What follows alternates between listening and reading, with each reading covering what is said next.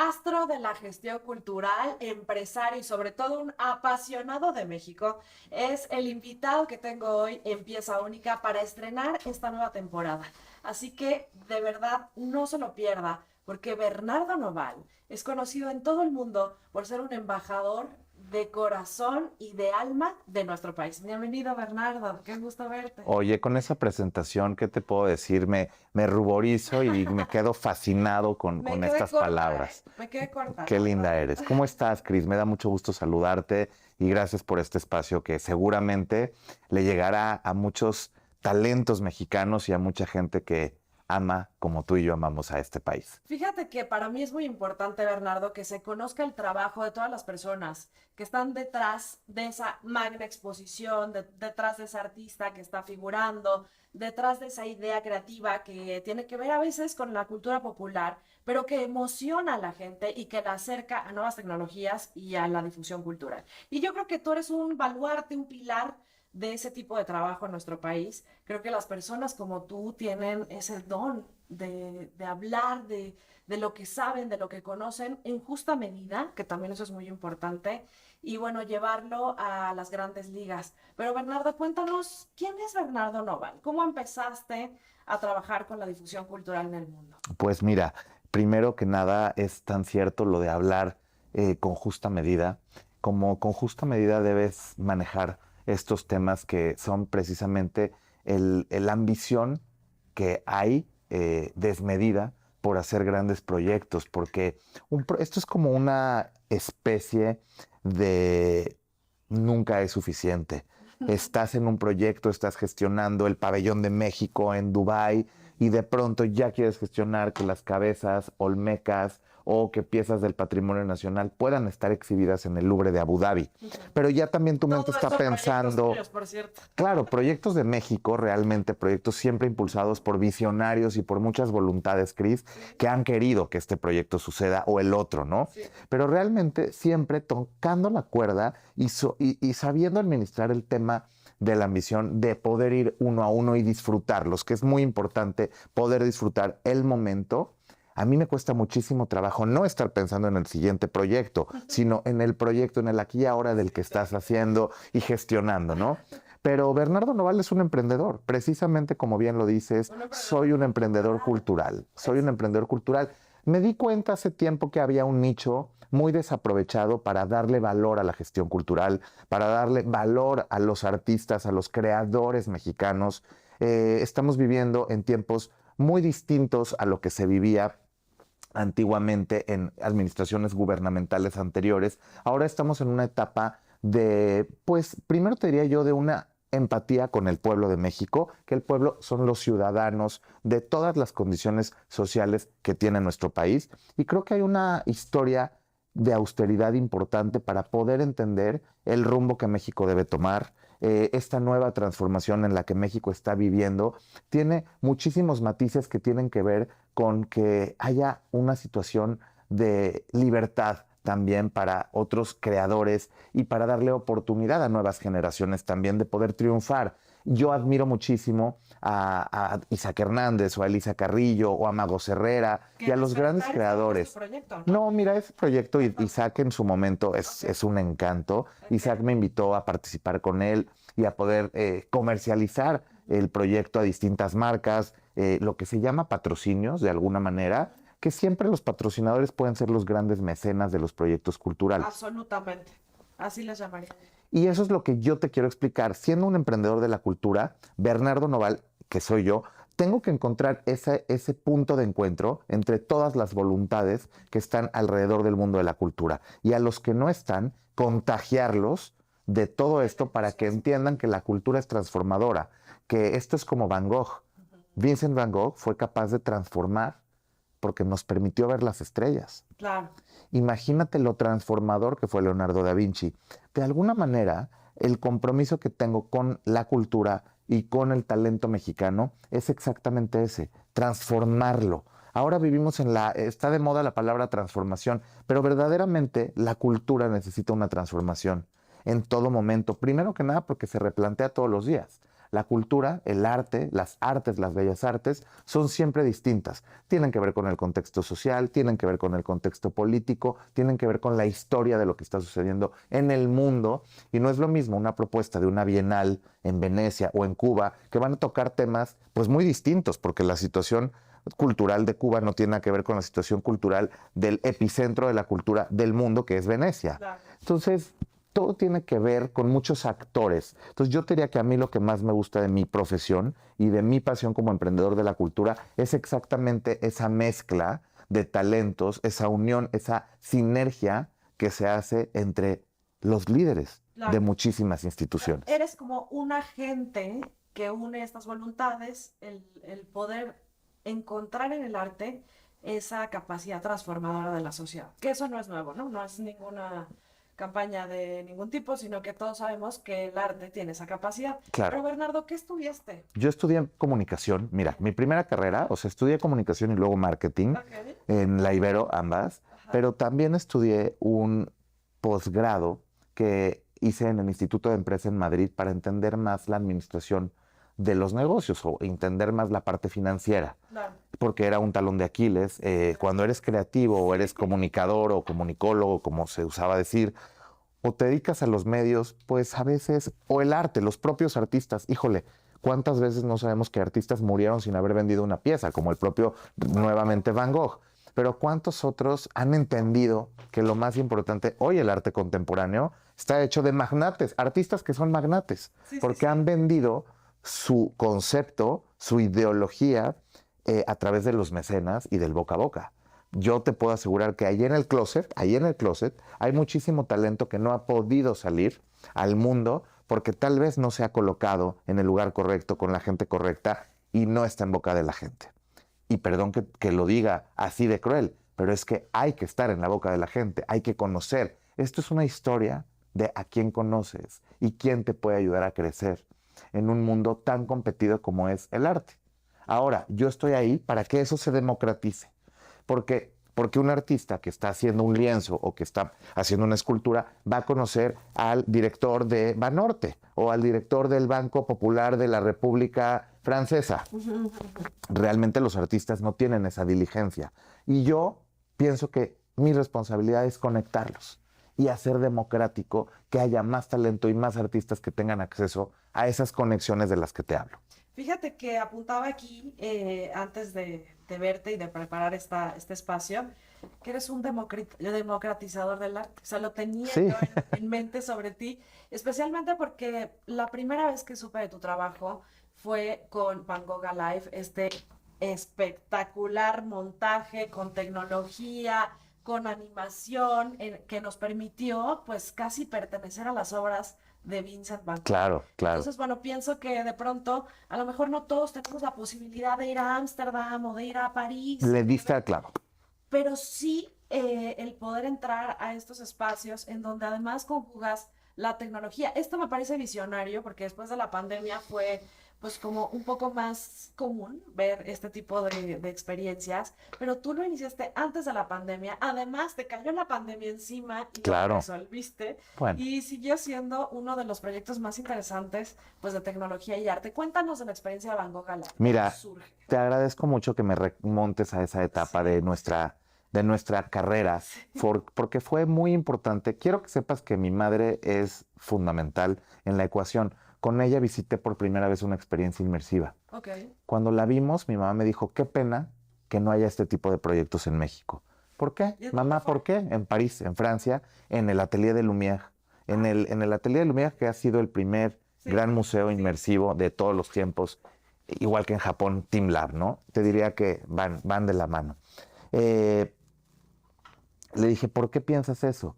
Me dice, porque mira la manera en la que puedes viajar a diferentes colecciones de arte o a diferentes museos en tan solo una hora. Sí. Sería imposible, con o sin recursos económicos, con o sin recursos físicos, poder viajar al mismo tiempo o en una vida a tantos museos y colecciones al mismo tiempo. Y por supuesto, a lo mejor en la historia de mucha gente, o no viajarán ninguna vez a alguna de esos museos y colecciones, o no tendrán el tiempo suficiente para conocer todas estas O el obras. interés, Bernardo. Claro. Porque a lo mejor después de conocer Van Gogh Alive ya surge ese interés. Claro, pero es que hay un debate importante entre lo que es historia del arte, vamos a llamarlo, entre lo que es arte como tal y lo que es una experiencia inmersiva. Entonces, de pronto tengo a mis amigos, los puristas del arte, que los puristas del arte me dicen, pero es que eso no es arte. Y entonces el debate es larguísimo, eterno. Puedes hablar de tantísimas razones de por qué sí o no es arte ver una experiencia como Van Gogh Alive. Pero es arte, te lo aseguro que es arte. Es la manera, como bien dijiste, de democratizar el acceso a través de una experiencia de entretenimiento y tecnología a que la gente pueda conocer la maravilla del mundo del arte, acercarlos, conectarlos, darles interés, despertarles sus emociones, cambiarles el statu quo, que la gente salga transformada y diga, yo hoy me quiero dedicar a las industrias creativas. Claro. Hoy quiero ser el que hace ese video. Quiero hacer sentir a la gente que la música de Schubert o de Strauss me transportan y me llevan a esa dimensión. Quiero ver las estrellas, como Van Gogh me lo está dejando ver. Claro. Y una reinterpretación que se la das tú a tu manera, con quien vas de la mano o solo. Porque este tipo de experiencias no sabes cómo se disfrutan solo. Claro. Es una conexión con millones de cosas que no te puedes imaginar cuando vas con alguien. Porque con alguien ya comentas, ya tu familia, es maravilloso. Pero si tú vas solo, tú no sabes la cantidad de estrellas de creatividad que pueden salir de ahí. Es el acto de contemplar, que Claro. al final del día a eso vas, ¿no? O sea, ese es el propósito final del arte.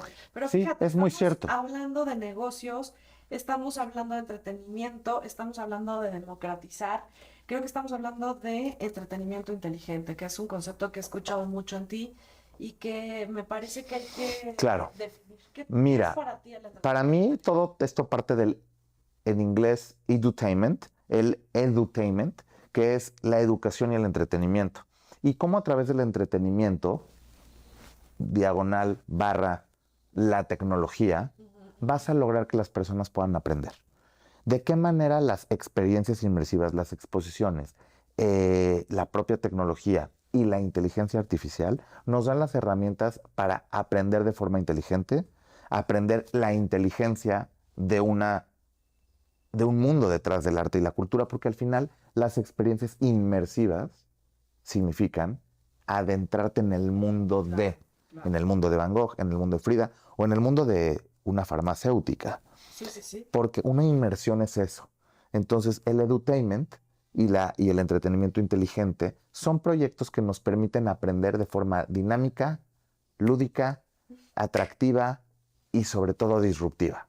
Es Oye, ¿y eso. cómo fue para ti? Cae la pandemia y tú con el proyectazo que me imagino que debe haber sido pues una serie de compromisos enormes, de inversión, de tiempo, de trabajo, de... Bueno, no te o sea, imaginas, total. quebramos completamente. Cuéntame, ¿qué Eso ha pasó? sido un foco total. Nosotros abrimos en un mes antes de la pandemia, de tener que cerrar el mundo. Fue una experiencia que todavía no te puedo describir. Todavía no tengo las palabras para decirte todos los años que hemos pasado hasta el día de hoy, porque te das cuenta que por más planeado, por más planteamientos, recursos económicos, patrocinios, equipo, todo, el modelo de negocio del Excel se cayó totalmente. Inesperado, pero a ti y a todo el mundo, Demandas, ¿no? Sí, me demandas, imagino. no, acreedores, no. Ha sido en tiempo presente, ha sido y es en tiempo presente una historia que muy pronto escribiré en un libro al que titularé Cuesta Arriba. Fíjate nada Ha más. sido muy Yo duro. estoy pensando en el éxito total. O sea, yo a ti te veo como un personaje exitoso. Es que soy exitoso porque de todo aprendo. Desde Van Gogh Alive, o sea, Claro. me apareció ese proyecto. Es que quien es súper exitoso es cuando eres feliz. Claro. ¿Cuál es, qué es el éxito? Para mí el éxito es disfrutar de mis pérdidas, de mis fracasos y de mis triunfos. Sí. Y hacer un balance entre lo bueno y malo. Ok. Porque la vida es así. Y me considero una persona completamente exitosa por el simple hecho de despertar y tener la ilusión y el entusiasmo de crear otro proyecto, de poder continuar con los proyectos culturales, de construir, ¿sabes? Oye, ¿lo vas a volver a hacer? Viene Leonora Inmersiva. Sí, bueno, viene Leonora, tenemos Frida y Diego, ahora abrimos Frida y Diego el 12 de junio en el Centro Histórico, tenemos muy pronto, en próximos meses, Leonora Carrington, tenemos un proyecto maravilloso en Puerta del Mundo Maya, tenemos un proyecto en el Jardín Botánico de la Ciudad de México para el Día de Muertos, para Navidad, la Navidad mexicana en el Botánico. Vienen muchas cosas, siempre, siempre, siempre hay oportunidad de generar nuevas ideas, trabajarlas, porque siempre lo dicen los grandes empresarios, las ideas son de quien las trabaja, Claro. de quienes las trabajan, y yo se lo debo a mi equipo. No sabes el equipo de trabajo, esos gladiadores que me he topado en mi carrera y que me han ayudado a estar aquí. Y cada quien, pues, creo que tiene un lugar muy especial, como una familia que hemos construido en ahora Moment Lab. Así es como se llama la empresa, Moment Lab, porque construimos momentos en un laboratorio de momentos, de emociones. Ujú. Y ahí estamos. Pues sí, lo veo en ti. Fíjate qué interesante es que has podido transformar este momento difícil, no solo para ti, para la humanidad. O sea, es que Claro, era un proyecto, o es un proyecto muy exitoso. Yo recuerdo haber visto las filas tremendas para poder entrar el sí, día de la presentación. Bueno, estabas. acreditarse a la prensa era una cosa complicadísima. Y la tienda, que era una bellecita, todo Qué tan bien bonito, ¿verdad? cuidado. Qué Y bonito momento todo ese de el la tema prensa, de del merchandising, las cenas que hiciste y las danzas de ballet con Elisa Carrillo. contemporáneo y demás dentro de este espacio que creaste, que es un espacio para la imaginación. Bueno, a mí me pareció sin duda un arrojo, pero algo muy visionario y que, bueno, gracias a ti y al equipo que lideras, llegó hasta México. ¿Cómo Claro. creaste, después de esta experiencia, el Pabellón de México en Dubái? ¿De qué se trató este proyecto? ¿Cómo llegaste ahí? ¿Qué escogiste llevar para mostrar qué es México? Bueno, el pabellón de México y el pabellón de cualquier país en una expo universal forma parte de lo que desde 1800 el Bureau Internacional de Exhibición, de Exposición, la Oficina Central Internacional de Exposiciones y de Ferias Internacionales, organizan cada 5 años una exposición mundial, universal. La Expo Mundial 2020 sucedió en Dubái. La pandemia la retrasó un año. Esa coyuntura nos dio la oportunidad de participar como pues una empresa que se iba a encargar de hacer la agenda cultural solamente de la presencia de México en la Expo ¡Guau! Dubai. Nada más. Sí te digo nada más porque cuando Marta Delgado, Sí. en ese entonces subsecretaria de Relaciones Exteriores, encabezada por Marcelo Ebrard, la secretaría, me busca y me dice, mira, no tenemos dinero. Todas las atribuciones que tenía ProMéxico, el presidente López Obrador las destinó a mi subsecretaría, pero yo no tengo dinero y ese fideicomiso se cerró. Tienes que, pues, trabajar prácticamente, pues, con una agenda cultural, porque no vamos a tener un pabellón construido. Regularmente en las expos universales, los pabellones se construyen, sobre todo países como México que forman parte del G20. Hay economías mucho más austeras que no tienen dinero, jamás lo tendrían para poder construir un proyecto de esta envergadura. México, durante todas sus participaciones, había construido los grandes pabellones, 50 millones de dólares, 60 millones de dólares. Nosotros nos enfrentamos a tener que participar en una expo. Si yo hubiera dicho que no, no se hubiera hecho, eso también te lo digo, ante una situación de completa índole de pandemia. La expo se inauguraba a los 8 meses de cuando recibí la invitación. Teníamos un patrocinador, el gobierno de México tenía un patrocinador, un empresario, que en el mes de abril, antes de inaugurar en octubre, se echa para atrás.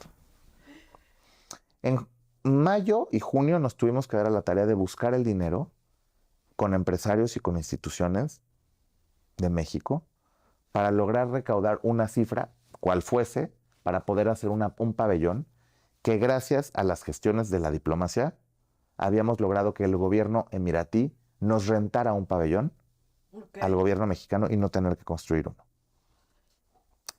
porque el gobierno de los Emiratos había construido edificios para los países que no pudiesen pagar la construcción de su propio pabellón. Ok. Y bueno, como era una pandemia, había países que no tenían los recursos, pero muy pocos, porque la Expo Dubai fue espectacular. Y los pabellones eran de $200 millones, de 300, de 150. Y yo le hablé, bueno, llegando al pabellón, me dijo Marta que no teníamos patrocinio.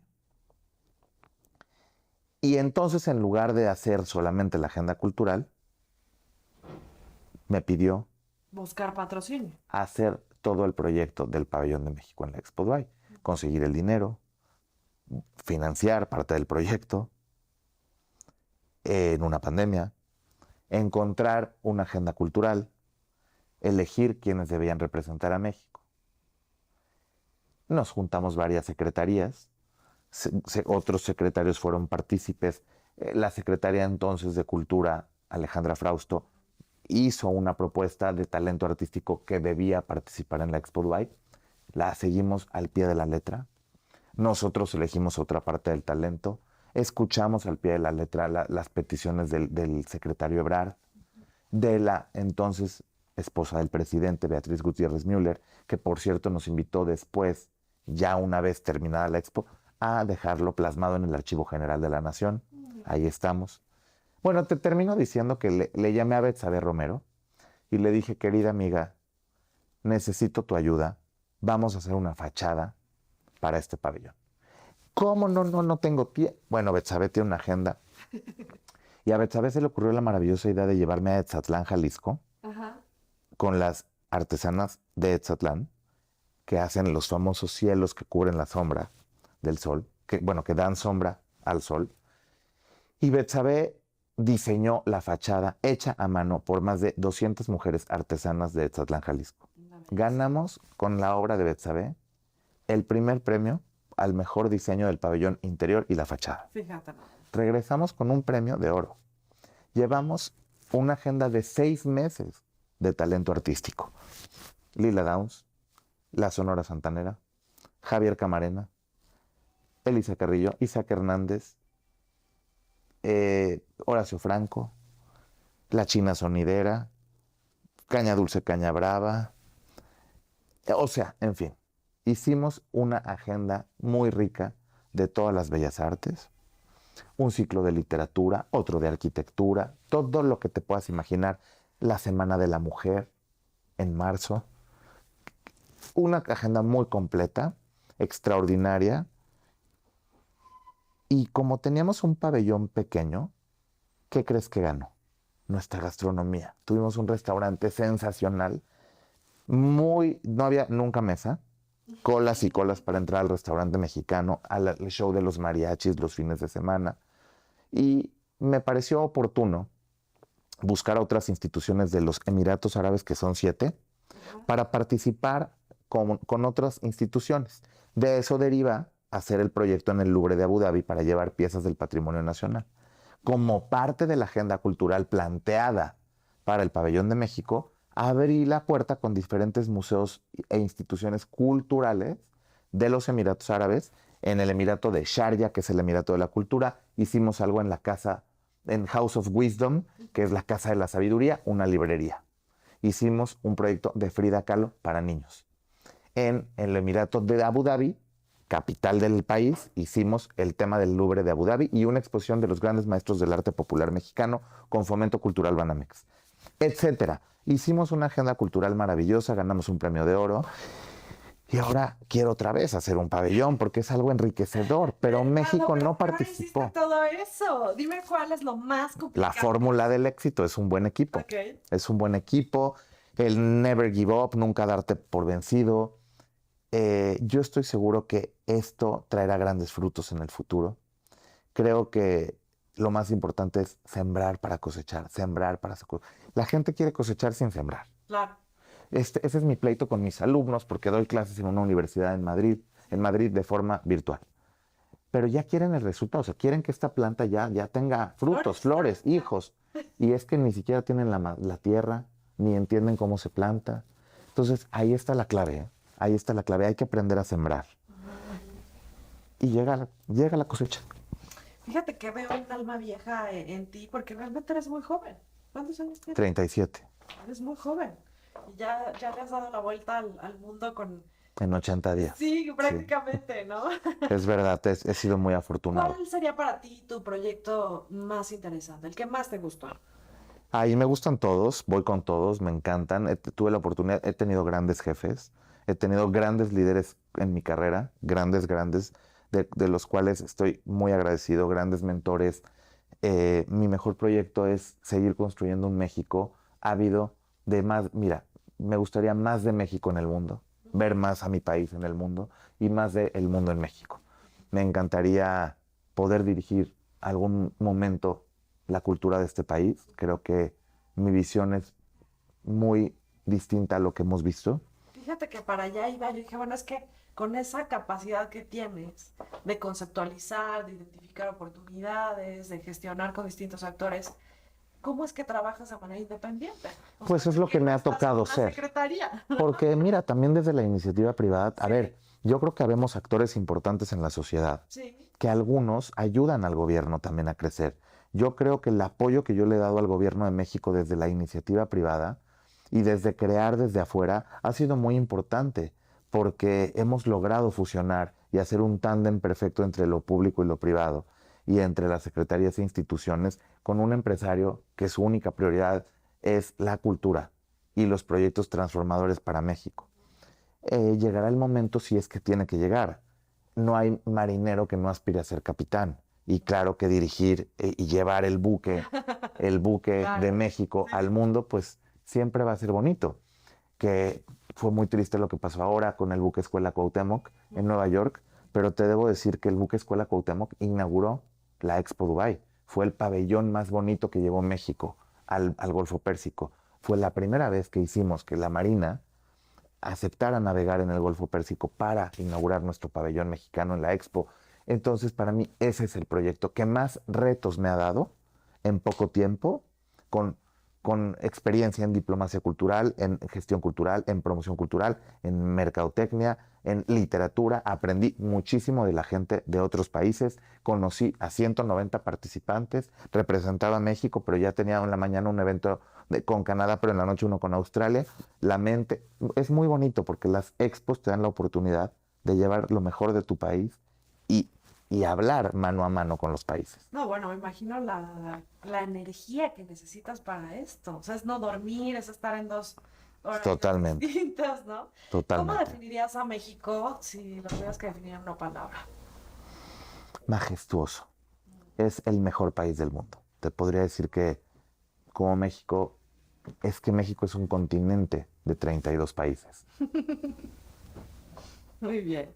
Bernardo, pues muchísimas Ay, gracias Cris, por venir. Me encanta platicar contigo. La última vez que nos reunimos estábamos en Madrid y es fue verdad. muy enriquecedor saber que hay personas como tú, a las que yo llamo personajes puente, estas personas que nos unen al mundo, que nos Gracias. regalan aire fresco, que nos permiten crear de la nada, porque creo que los que nos dedicamos al arte y a la cultura estamos súper comprometidos con esta labor y no hay imposibles. O sea, no hay presupuestos chiquitos, no hay artistas innecesarios. Sí, Yo creo que estamos en una vocación de vida y eso es lo que veo en ti, en tus ojos, en la emoción con la que me cuentas, en la increíble y espléndida memoria que tienes, porque recuerdas a cada una de las personas que conoces con una humildad ay, cómo, preciosa. gracias a Y la todos verdad es que estamos. tienes un carisma muy interesante y que has logrado el poder utilizar todas esas capacidades que tienes en favor de la cultura y espero que sea retribuido para ti, porque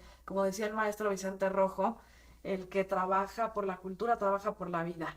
Hay muchísimas cosas que nos destruyen en la vida en general, las guerras, la política, pero la cultura Siempre nos va. siempre nos salva, Así siempre nos es, salva, incluso en así los es. momentos más oscuros.